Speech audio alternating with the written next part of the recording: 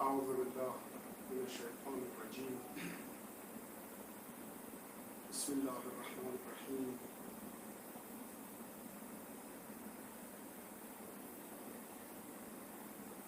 الصلاة والسلام على اشرف الانبیاء والمرسلین حبیب اله العالمین ابو القاسم محمد اللهم صل علی محمد وعلى آله الطيبين الطاهرين المعصومين وسيما بقية الله في الأراضين. السلام عليكم جميعا ورحمة الله وبركاته. قصد تصدیق نداشتم حسب الامر عزیزان در مجلس حسین علیه السلام هر کس به پای ادب وارد نشود زینی نیست. اطاعت در مجلس حسین خود بخشی از ادب است. البته در حضور بزرگان و علما، صاحبان نظر و رأی و محبین اهل بیت علیهم السلام و عزاداران امام حسین علیه السلام این ادب درجات بیشتر و بالاتر و واجبتری پیدا می‌کنه.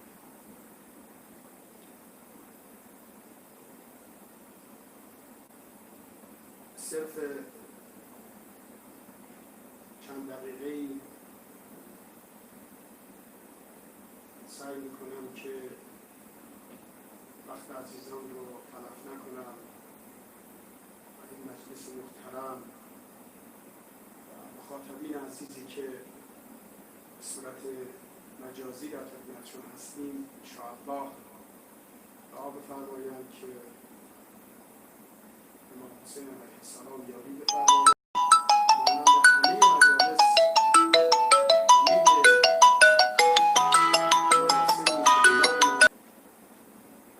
این توفیق بیشتر دست بده و خود بنده بیشتر بهره ببرم.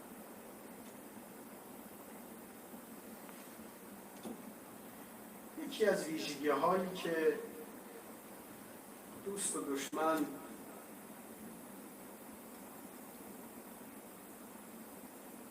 ناظران بیطرف، مدعیان، محققین و همه کسانی که عنایتی حتی غیر منصفانه نسبت به امام حسین علیه السلام در طول تاریخ داشتن، حسودان و حاقدین به مرام و مسلک حضرت امام حسین علیه السلام که همانا دین واقعی جد بزرگوارش هستش، باز هم به یک موضوع اعتراف دارند که این چه جریانی است، این چه رودی است که هرچه جلوتر میره خروشانتر و عظیمتر، موفقتر، پر دامنه‌تر، پر اثرتر، روشنتر میشه. این چیست؟ خب شاید در یک معنای ساده ما که به توفیق الهی به صورت ارثی و بعدش هم با بصیرت، با دانش، با علم انشاءالله، با اعتقاد و دریافت شخصی همه ما عاشق شدیم. البته این عاشق شدن ما بر امام حسین بدون زمینه ارثی و پدر و مادر و اون طیب عقیدتی و لقمه‌ای که انشاءالله خداوند نصیب ما کرده از طریق والدین خوب، والدین مؤمن، مخصوصاً والده مؤمنی همه ما، و اون نظر خاصی که مادر اهل بیت علیه السلام به خانواده‌های تشیع داشتن، این حب یه بخشش ذاتی است اما یه بخش زیادش اکتسابی است. از یک مرحله این مفاهیم با اعتقاد و با عشق میاد. بر اون دریافت اولیه و ارثی که ابتداعاً ما داشتیم از بچگی و از ولادت، میبینیم که حضرت امام حسین علیه السلام میاد ما رو به عنوان یک یار منتخب، یک پیرو منتخب میکشه تو مجالسش. اونجایی که دیگه بحث اراده و اختیاره، صرف عشق توأم با شعور، عشق توأم با دانش، عشق توأم با فهم و درک، نه یک عشق کور ناشی از یک احساسات هر حال تعصبات معمولا ناپسند. و اینکه روزی عرض کردم این روایتی که فرمود ان لقتل الحسین حرارة فی قلوب المؤمنین لن تبرد ابدا، این ماجرای شهادت امام حسین علیه السلام یک حرارتی در درون مؤمنین داره که این حرارت هرگز به سمت خاموشی و سردی نمیره. لن تبرد ابدا، این استفاده از نفی ابدی و رو به جلو نشون میده که پس یک داستانی پشت این قضیه است که صرف عقل و بینش و بصیرت افراد نیست، یک عنایت ویژه پشت این داستان هست. من مثال عرض می‌کردم تا حدود 20 تا 30 سال پیش، همین حوالی چند سال بعد از پیروزی انقلاب اسلامی، ما در کشورهای غربی چیزی به نام حسینیه، دسته، روز حسین، یوم الحسین اصلا نداشتیم، یا اگر هم داشتیم خیلی محدود در مجالس محفلی داخلی جمعی از پیروان و قریبان اهل بیت علیهم السلام. الان شما ایام محرم اگر یه شهری مثل لندن که صدها سال این مرکز در مبارزه با دیانت و اسلام و زدودن عقاید حقی اهل بیت علیهم السلام شهره عالم بوده به عنوان پرچمدار استعمار و مقابله با دیانت و تشیع و قرآن، در همون جا میبینیم چقدر امام حسین اونجا سرباز گرفته از خود حریف. مجامع مختلف، مجالس مختلف، دسته های سینه زنی و مردم اون کشورها و اون شهرها آشنا هستند با مفهوم مثل امام حسین. حتی کلیساها یا در خود ایالات متحده آمریکا در نیویورک همین چند روز پیش عنایت کردن دوستان که روز حسین، این حسین دی، چه قوقایی کرده بود، با مجوز رسمی خیابان‌های اصلی نیویورک رو به قول خودمون قرق کردن، رزرو کردن. این چیست؟ این چیست واقعا؟ این غیر از این است که معلوم میشه که اون حدیثی که میفرماید الاسلام محمدی الحدوث و حسینی البقا و صادقی الانتشاره صلوات الله و صلواته علیهم اجمعین، اسلام اساساً حدوثش و ایجادش و پیشبردش به عنوان یک دین کامل و اتم و عرض کنم خدمت شما پایانی و خاتمی و ختمیت وحی در این برهه از دنیا، یعنی دیگه این دنیا قرار باشه در آینده هم دنیایی باشه ما نمیدانیم، اما این دنیایی که ختم به قیامت خواهد شد، دین ختمش، این دین و این شریعت دیگه تمام شده، حدوثش و به وجود آمدنش توسط پیامبر بزرگوار اسلام صلوات الله و سلامه علیه. اما بقای این اسلام توسط امام حسین علیه السلام،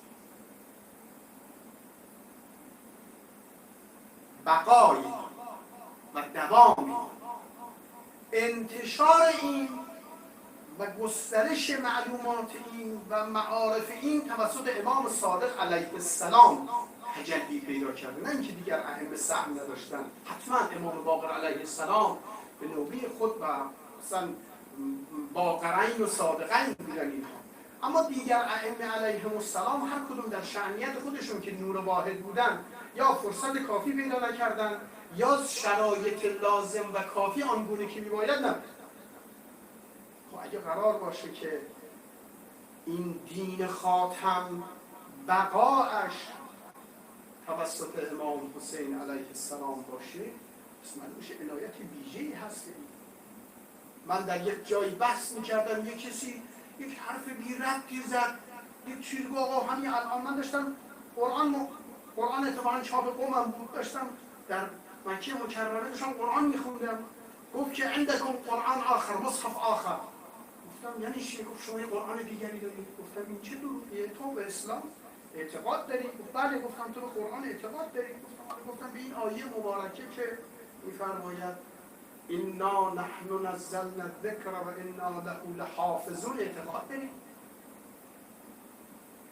بله. گفتم پس خداوند میفرماید انا نحن، به درستی همانا با تأکید، نحن نزلنا الذکر، ما این قرآن رو نازل کردیم، نزلنا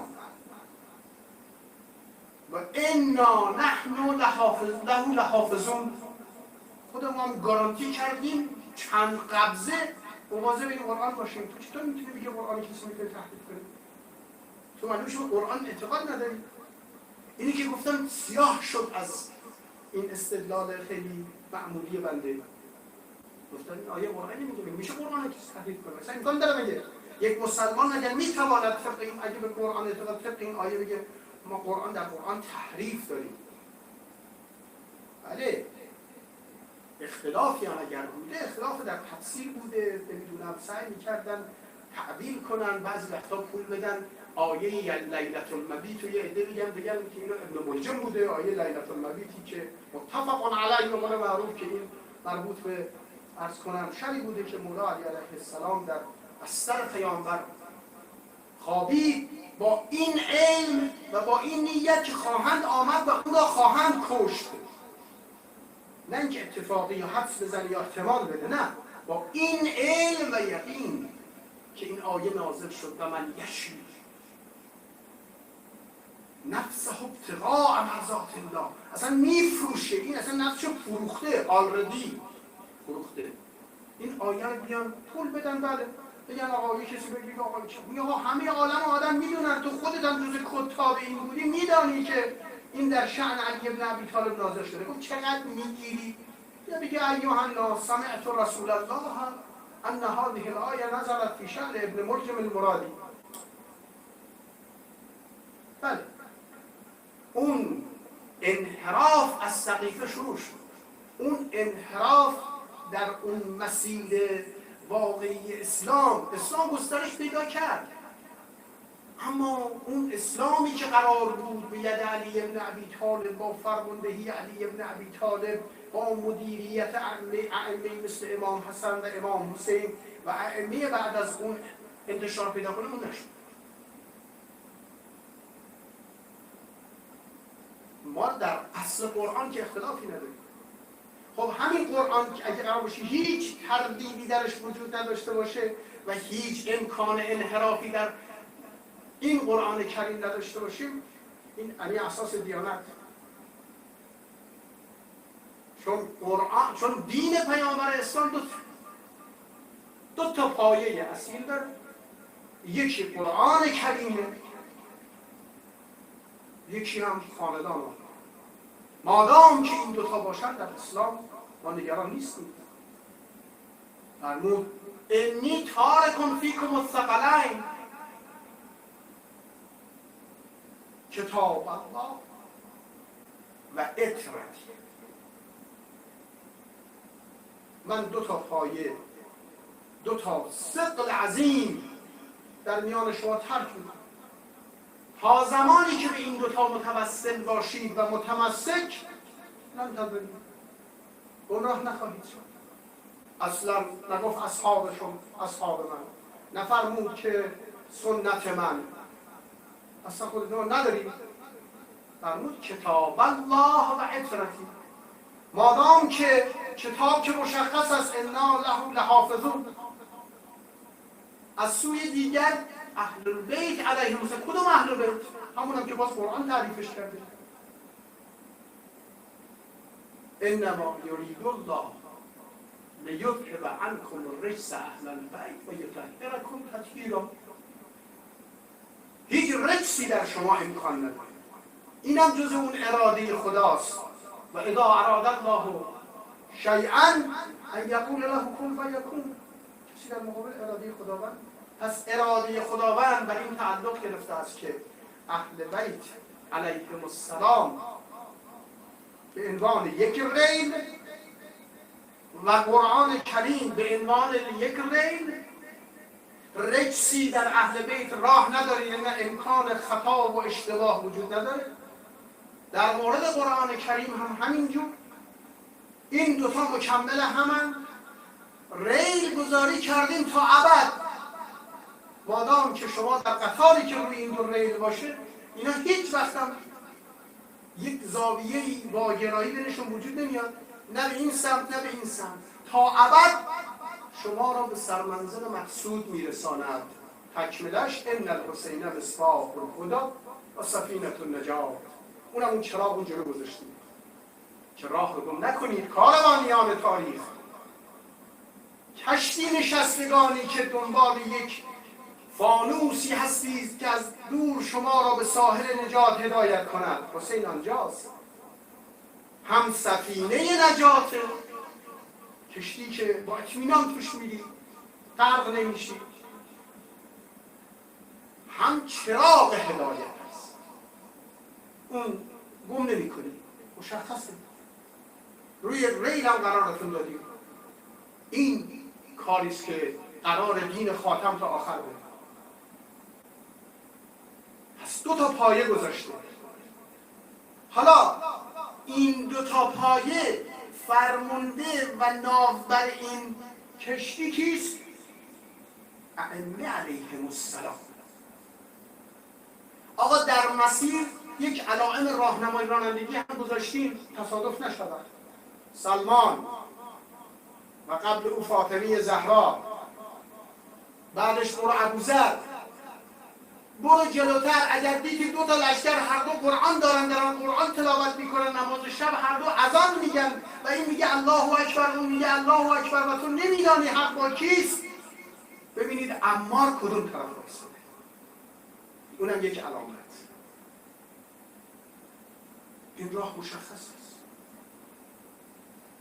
این که ان الله شاء ان یراک قتیلا، این معنیش این نیست که امام حسین علیه السلام واقعا به قصد کشته شدن رفته بود. نه، این بخشی از هدایت و اون هدایت محمدی است که دین خاتم تا آخر بده.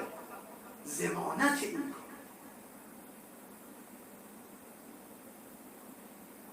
امام حسین علیه السلام بقای اسلام رو تضمین کرد.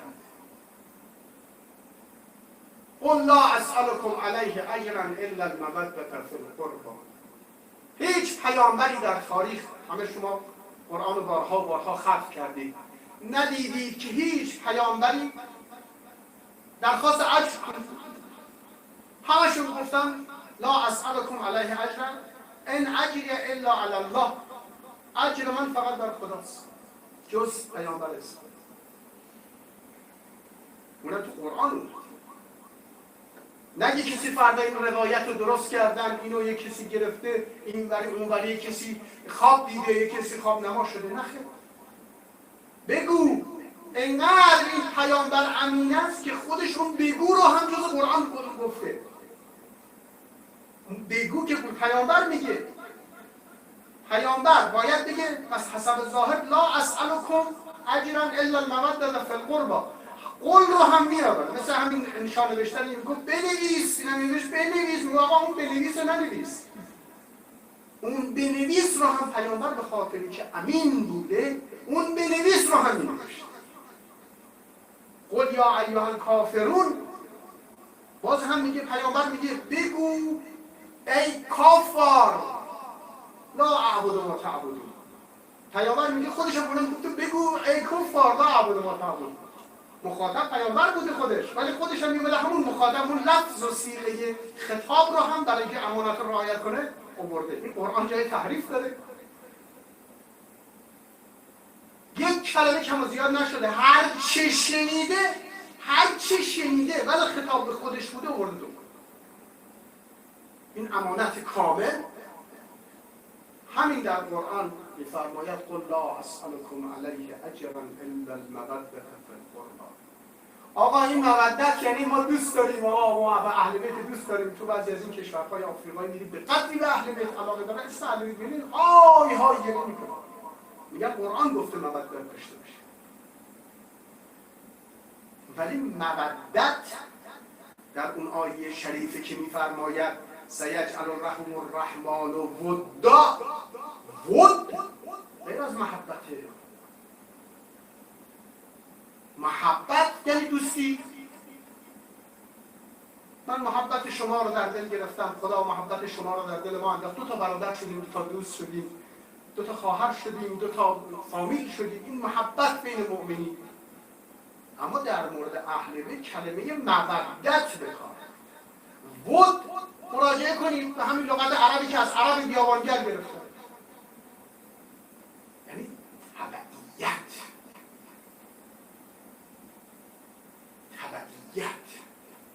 هم دوست داشته باشید، هم مودت، هم ولایت تابع شدن ادامه داشتن. اینم یک آیه گارانتی برای اینکه باید الا المودة.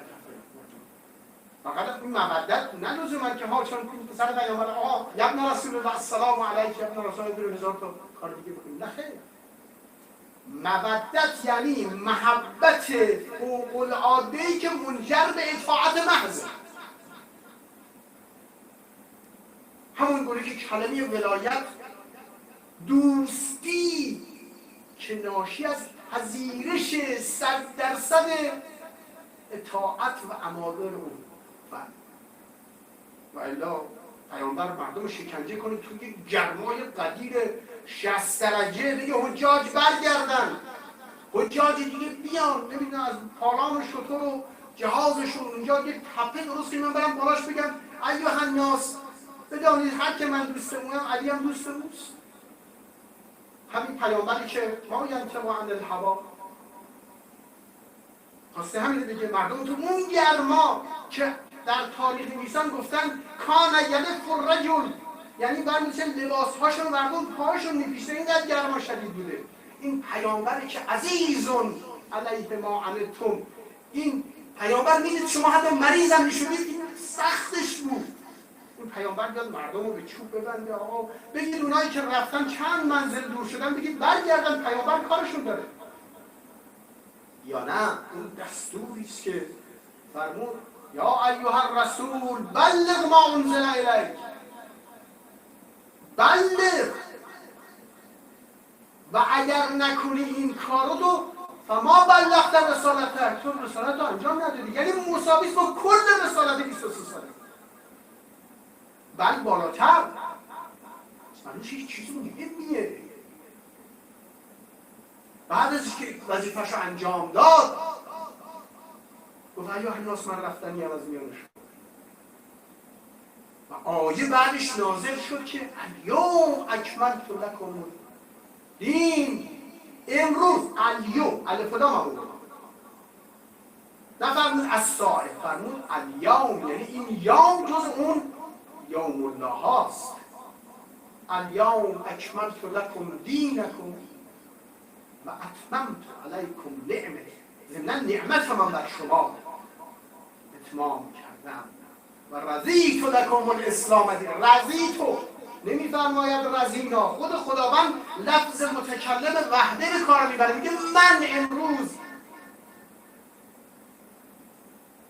دین شما رو کامل کردم. در مورد قرآن فرمود انا نحن نزلنا الذکر، لفظ جمع به کار برده، هم تفخیم، همین که من اسباب این کارم فراهم کردم. ولی در مورد اتمام و اهل بیت و ولایت میفرماید الیوم اکملت لکم دینکم، من خودم خودم و عزتی. اون جایی که اومد با موسی صحبت کرد، باز هم موسی نتونست تحمل کنه، و کلم الله موسی تکلیما. میفرماید الیوم، امروز خاص، اکملت لکم دینکم و اتممت علیکم نعمتی و رضیت لکم الاسلام دینا. و راضی شدم من خدا، امروز دیگه راضی شدم که اسلام دین شما باشد. اونم اسلام رو خداوند، خود دین ما، خود خداوند اسمش گذاشته اسلام. اینا اصلا توقیفیه، مال کسی نبوده. این اسلام، این اتمام نعمت. یه جای دیگه ببینیم، یه آدرس دیگه هم تو سوریه هم دیگه 5 بار در شبانه روز و هر بار 2 بار، یعنی ما هر کدوم از ما 10 بار در شبانه روز میگیم خدایا ما رو جز کسانی قرار بده، جز کسانی که راهشون صراط کسانی که انعمت علیهم.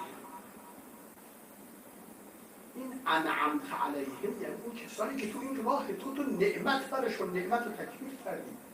این نعمت هم به زور بهشون دادی، همون گونه که یک مادر به زور غذا میچاپونه توی ساک بچهش که تو مسجد میره گشنه نمونه این بچه. انعمت علیهم، نفرمود نعمت لهم، بهشون نعمت دادی. انعمت علیهم، خدایا ما رو جز اونا قرار بده.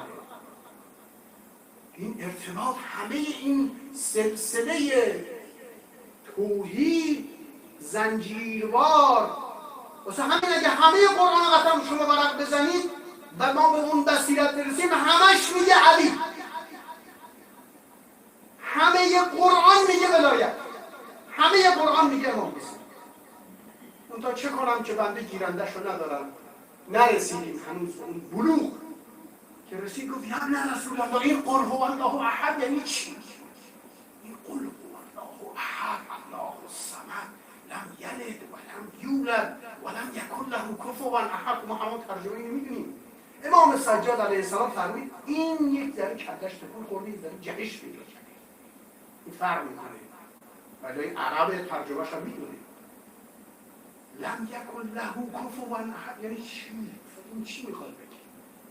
فرمود در آینده عقول مردم گسترش پیدا میکنه، عقول مردم بزرگ میشه در آخر زمان، اونا معنای این خوب میفهمن، درک میکنن و عقول مردم روز به روز گسترش پیدا کرد. الان بنده دارم صحبت میکنم با این مخاطبین عزیز از جای دور در میان رایزنی فرهنگخوانی فرهنگ سفارت جمهوری اسلامی ایران در دهلی صحبت میکنم. کسانی ممکنه الان در واشنگتن، من خدمت اونها بتونم عرض ادب داشته باشم و همینجا سلام عرض میکنم خدمتشون و سلام علیکم. این عقل بشره. از همینجا یه دکمه میزنید شما از حساب مالیتون در تهران به حساب یک نفر در شیراز یا مشهد پول واریز کنید. اسباب عقل و الا کله ما شکل ما که عوض که نشده که دست بنده از اینجا اینقدر درازه، چون فرمانده در روایت دیگری هم داریم که دستان مردم خیلی دراز میشه روز قیامت، گوشهاشون خیلی شنوا میشه. من خیلی راحت در گوشم میگیرم، با مادرم صحبت میکنم، با پدرم، با دوستم. اصلا میشه این گوش من با اون گوش آدمی که این وسیله رو نداره این فرق میکنه دیگه. من ابزارم خیلی بیشتر شده، همون گونه که همین الان مسابقه فوتبال ممکنه باشه در فلان گوشه دنیا که تازه روزه و اینجا شبه و اونجا هنوز تو دروازه وارد نشده، هنوز هیچ که نمیدونی توپ وارد میشه یا نمیشه، همه دارن مستقیم میبینن. پس چشمهای ما هم خیلی وسیع شده، اونم به واسطه اینا ابزار عقل بشر. الان ما میفهمیم که چرا مولا فرمود اگر شما رسیده بودید به این درجه و میفهمیدید من از این آب برای شما روشنایی میگرفتم. الان ما میفهمیم که روشنایی از آب گرفتن یعنی چی. و که عده مسخرش میکردن گفتیم این دیگه میشه. در مجلسی عرض کردم الان ما میفهمیم چرا میگن که در آسمان ها فرمود والله من به راه های آسمان نسبت به راه های زمین بصیر و بیناترم. الان ما میفهمیم که راه های آسمان، رفتن به آسمان فقط یه جای خاصی میشه موشک فرستاد که رد بشه بره به این جب و بشکنی، خیلی هر جایی نمیشه. اصلا میشه راه های خدا گذاشته، اصلا میشه مولا اینها رو میگه. اهل البیت علیهم السلام، این که ما میگیم شما کشتی نجات هستید، مثل اهل بیتی که مثل سفینه نوح. الان میفهمیم نوح مگه چیکار کرد؟ سفینه نوح، هر کس خارج از سفینه نوح بود هلک. من رکبها نجا و من ترکها غرق. اینم یک اماره‌ای که رسول الله برای ما قرار داد. بعد یه جا دیگه کل این کشتی اهل بیت علیهم السلام رو خلاصه میکنه در حسین. میفرماید ان الحسین مصباح الهدی، اون چراغ اون ته که هست که هیچی، و سفینه النجات. یه جای دیگه هم گفت اون سفینه نجات اهل بیت من هستن دیگه. من رکبها نجا و من ترکها غرق. قربان این کشتی نجات برویم. امام حسین که به ما نیاز نداره، به گریه ما نیاز نداره. الشهداء عند ربهم یرزقون. شب عاشورا از شوق نمیدونستن چی کار کنن، به اون بصیرت رسیده بودن که آقا فردا ما به آغوش خداوند و نزد خداوند و سر سفره خداوند ما مهمان خواهیم شد. گریه دارن این افراد، باید به اینا تبریک گفت، باید به اینها تبریک گفت. این ماییم که با برگزاری و تعظیم این شعائر اسلامی خودمون رو باید تنظیم کنیم. کجای این کشتی هستیم، کجای این ریل هستیم، کجای این داستان هستیم. امام حسین که نیاز نداره به من. امام حسین که حتی حر ابن یزید ابن ریاحی رو بخشید. این حر وقتی میخواستن، حر تنها کسی بود که برای امام حسین نامه ننوشته بود. خب حضرت چک نکرده بود. وقتی اومدن حر اومد اولین، ابن زیاد یکی از شیاطین در عقل سیاسی بود. پدرش هم همین. حالا داستانش میدونی، من میخوام بشم. این ابن زیاد از سیاسین بود. سیاسینی که عقل شیطانی. خداوند وقتی تکلیف میده امکانات هم میده. اینجوری نیست که ما فکر کنیم دشمن ابلهه. ابن زیاد در بعضی از فتوحات خراسان این ور اونور هم بود. به عنوان گسترش اسلام مدعی بود. گفت تنها کسی که میتونه صد کنه و حسین را مهار کنه، چون بسیار آدم نظامی، دانش نظامی و جنگی داشت و در عین حال بسیار اطاعت داشت. میدانید که دوستان، هرچه نظامی اطاعت پذیرتر باشه باید زودتر درجه بگیره. در همه عالم فرق نمیکنه. هرچی سرسپرده تر اون رئیس و اون نظامی که براش کار میکنه باشه، این ارزشش بیشتر. ولو اینکه خودش تحلیل داشته باشه، نقد داشته باشه و اون راه رو قبول نداشته باشه، هر اینجوری بود. گفت فقط هر رفت راه رو بر حضرت. حضرت فرمود هر تو چرا؟ گفت امیر عبیدالله بن زیاد. گفت ما اینجا خیمه بزنیم. گفت نه، کنار آب نه، دورتر برداشت. چرا؟ به من ابلاغ شد، من طبق بخشنامه جمعی خط به خط هر بزنید ما برگردیم بریم این و گفت نه همینجا، هر جا که اونجا. امیر عبیدالله بن زیاد گفته نمیروی نمیمانی همینجا. گفت تو خود ما رو دعوت نکردی، این همه مثلا تو خورجین‌های اسب‌های ما این همه دعوت، 18000 نفر ما رو دعوت کرد. گفت نگاه کن اگه اسم من توش هست، اسم من توش نیست. آدم نظامی صفتی. اولین کسی که راه رو بر امام حسین علیه السلام است. امام حسین اینقدر بزرگوار بود. ببینید من به عنوان یک فرد عادی اگه بیان میگم خیلی خوب تو اومدی توبه کنی دیگه، اول بیا بگو تو این بلایی که سر من و زن بچه‌م آوردی و بعدش میدونم چه اتفاقی میفته، تو اینا رو جبران میتونی بکنی. میدونی چیکار کردی؟ تو توبه کن. نه، امام حسین اینا معدن رحمت، فرشته ها که به خانه های اینها و مختلف الملائکه هستن، معنیش این نیست که ملائکه میان تبرک میجوین به اینها. و مختلف الملائکه، خانه شما اهل بیت جایی است که ملائکه میان و میرن و اونها اصلا تغذیه انرژی میگیرن، کینه ای ندارن. به واسطه اون پاکی ذاتی ارسی که عرض کردم خداوند در درونش قرار داده بود، روز عاشورا اولین کسی بود که برگشت و میدید که چه اتفاقی داره میفته. همه چیزا میدید، خودش رو دو تا پسرش. وقتی اومد دم خیمه حضرت امام حسین علیه السلام، علی اکبر علیه السلام که به هر حال حاجب خاندان نبوت بود، گفت پر اومده. امام زد بیرون، نفرمون به هر بگید گم شه، به هر بگید این بلان سر اهل بیت خاندان پیامبر رو بگید، برو هر خودت حسابت به خدا واگذار کردم، برو. اصلا با شوق، چون اینا خاندان هدایتن، با شوق. روز اول امام به هر گفت هر سکنت که اون موج مادرت به عذاب بشینه. هر امام میخواد سر غیرت بیاره هرا. این در میان عرب وقتی میخوام میگم مادرت به عذاب بشینه، یعنی خیلی اسم مادر کسی رو ببرید خیلی دیگه طرف رو کاملا خلصلاح کرد.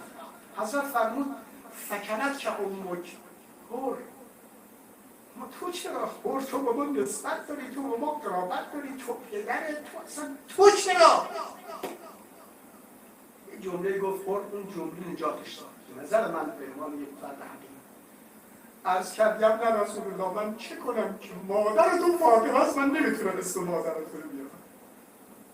همین جمله من اعتقادم اینه که آغاز توبه هر شد.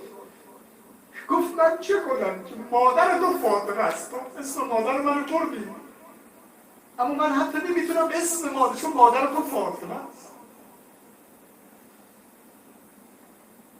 و روز عاشورا وقتی اومد چکمه در گردن انداخته بود با اوج ذلت، یعنی شن کرده بود توی چکمه های نظامیش انداخته بود گردنش، اسبش هم پشت سرش میکشید، سرش پایین. وقتی رسید خدمت حضرت فرمود ارفع رأسک، سرت بلند کن هر، تو سرت بلند کن که برگشتی.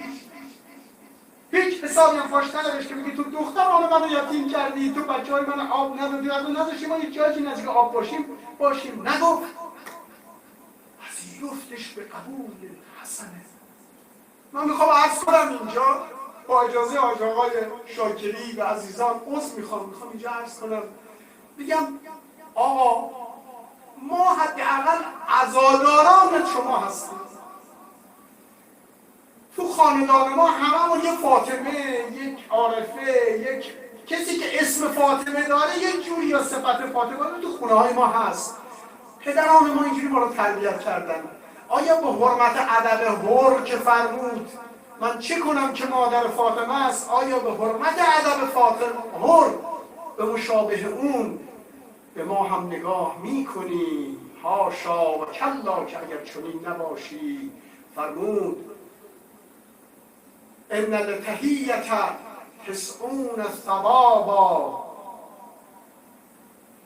69 للمبدع و واحد للرادی. فرمود برای سلام 70 ثواب است. خدا آقا عبدالله حسین همینجا من احتجاج میکنم، فرمود برای سلام 70 ثواب است که 69 تاش مال کسی است که شروع کنه استحباباً و یک ثواب مال کسی است که جواب بده. آقا این همه ما میگیم السلام علیک یا ابا عبدالله و علی الارواح التي حلت بفنائک علیک منی سلام الله ابدا ما بقید و بقی اللیل و النهار ولا جعله الله آخر العهد منی لزیارتکم السلام علی الحسین و علی علی ابن الحسین و علی اولاد الحسین و علی اصحاب الحسین. شک نداریم، یقین داریم، عین الیقین که تو حتما وجوبا جواب این سلام ما را میدهی. سلام علیک یوم ولدت و یوم استشهدت و یوم تبعث حیا. السلام علیکم و رحمت الله و برکاته.